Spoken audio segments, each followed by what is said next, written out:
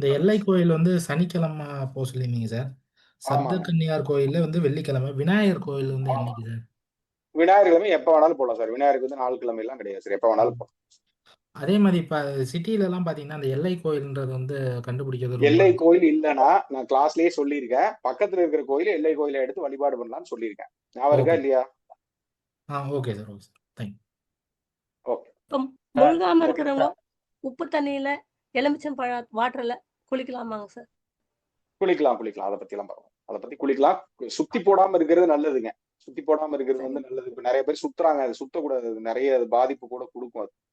ஆச்சுங்க சார். அதுக்காக அப் தான். அந்த அதுக்கு ஆராத்தி வந்து பாப்பாக்கு பாத்தீங்கன்னா எடுப்போம்.